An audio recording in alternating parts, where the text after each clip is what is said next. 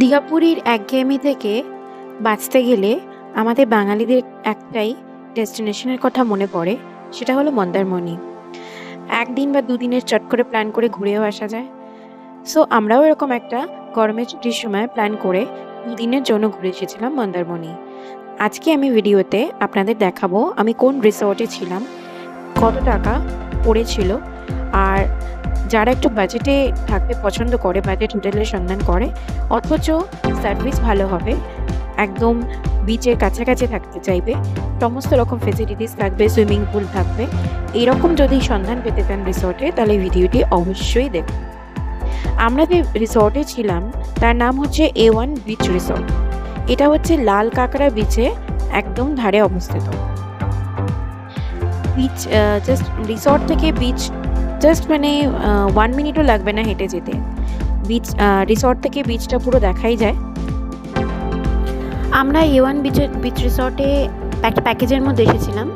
আমাদের থাকা খাওয়া ছিল, তার মধ্যে খাওয়ার মধ্যে আমাদের 4 বেলারই খাওয়া ছিল, মানে সকালে ব্রেকফাস্ট, দুপুরের লাঞ্চ, সন্ধ্যেবেলা ইভিনিং স্ন্যাক্স এবং রাত্রেবেলা ডিনার। তো আমাদের সব নিয়ে পড়েছিল পার হেড 1600 টাকা করে, 1600 রুপিস করে পার হেড পড়েছিল।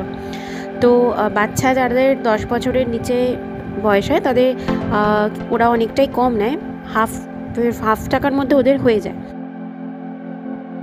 এখানে A1 বিচ রিসর্টে যেটা আমার সবথেকে ভালো লেগেছিল, এতে সুইমিং পুলটা, যেটা আমরা আসার পরেই আমরা ইউজ করতে পেরেছিলাম, আর ওদের রাত্রে ইভিনিংয়েও আমরা পেরেছিলাম ইউজ করতে। আর আসার পরেই আমরা বলেছিলাম যে সাউন্ড চালিয়ে দিতে, তো ওইগুলো ওরা খুব হেল্প করেছিল, তো খুবই হেল্পফুল ছিল ওরা। এটা ছিল ওদের রেস্টুরেন্ট, এখানে এসে আমরা খেতাম, আর এটা ছিল খুবই পরিষ্কার, খুবই ক্লিন ছিল এরিয়াটা।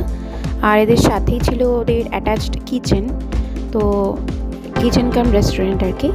এটা হচ্ছে এর বাইরেটা। লাঞ্চে আমাদের ভাত, ডাল, একটা সবজি ছিল, 2 রকমের ভাজা ছিল, মাছ ছিল। মাছের মধ্যে আমাদের পমফ্রেট মাছ দিয়েছিল। আর পরের দিন আমাদের গলদা চিংড়ি করেছিল, তো ওটা গলদা চিংড়ি পরের দিনের জন্য ছিল।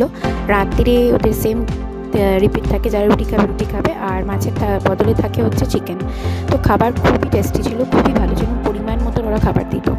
খাবার পরে আমাদের ইচ্ছে হলো একটু যাই বিচের ধারে, তো আমরা একটু ইভিনিং টাইমে বিকেলের দিকেটা একটু বিচের ধারে টাইম কাটালাম। তো খুবই সুন্দর বিচটা ছিল, একদম যারা নিরিবিলিতে পছন্দ করে ঘুরতে, বেশি ভিড়ভাট্টা থাকে না, সো এই বিচটা একদম আদর্শ তাদের পক্ষে, এত সুন্দর টাইম স্পেন্ড করার জন্য খুবই ভালো। আর হোটেলের নিজস্ব একটা শ্যাক ছিল, তো আমরা শ্যাকে অনেকক্ষণ টাইম স্পেন্ড করেছিলাম আর কি, খুব ভালো লেগেছে।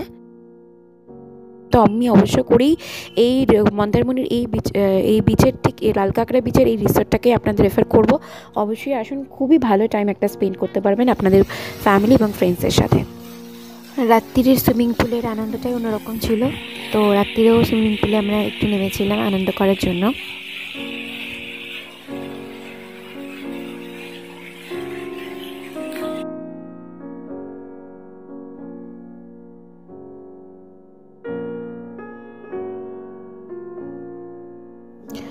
এইগুলো হচ্ছে রুমের কন্ডিশন। রুমগুলো খুবই ভালো ছিল, বড় ছিল, সোফা ছিল, বাথরুমও খুব পরিষ্কারই ছিল। রুমে এসিও ছিল, আর বাথরুমে গিজারও ছিল। এটা হচ্ছে সামনের একটা বিশাল বড় ব্যালকনি, এখানে আমরা ইভিনিংয়ে টাইম স্পেন্ড করতাম। আর এটা ছিল, আমরা বাইকে নিয়ে গেছিলাম। একটা কথা বলে রাখি, মন্দারমণি বিচে কিন্তু বাইক চালানো অ্যালাউ নয়, তো এটা আমরা অনেক পরে জেনেছিলাম, কেননা বিচে কিন্তু আলাদা করে ঢোকার আগে কোনো সাইনবোর্ডে লেখা ছিল না। তো আমরা জাস্ট কিছুক্ষণের জন্যই বাইকটা চালিয়ে পরে যখন জানতে পারলাম এখানে অ্যালাউ নয়, তো আমরা কিন্তু আর চালাইনি। তো আপনারা কিন্তু এই ভুলটা করবেন না। এখানে প্রচুর লাল কাঁকড়া ছিল, আমরা সন্ধ্যাবেলায় লাল কাঁকড়াগুলোকে দেখছিলাম, চোখগুলো জাস্ট জল করছিল। আর এখানে কিছু ওয়াটার স্পোর্টস অ্যাক্টিভিটিও করানো হয়, তো এগুলো চাইলে আপনারা অবশ্যই করতে পারেন, এগুলো এনজয়েবল খুবই। সো তোমরা যদি A1 বিচ রিসর্টে আসতে চাও, তো আমার একবার ডেসক্রিপশন বক্সে চেক করে নিও, ওখানে প্রপার ইনফরমেশান দেওয়া থাকবে। আর ভিডিওটা ভালো লেগে থাকলে লাইক, শেয়ার অ্যান্ড সাবস্ক্রাইব করে দেবে। আর নেক্সট ভিডিওতে আবার দেখা হবে। Till then, take care and bye by.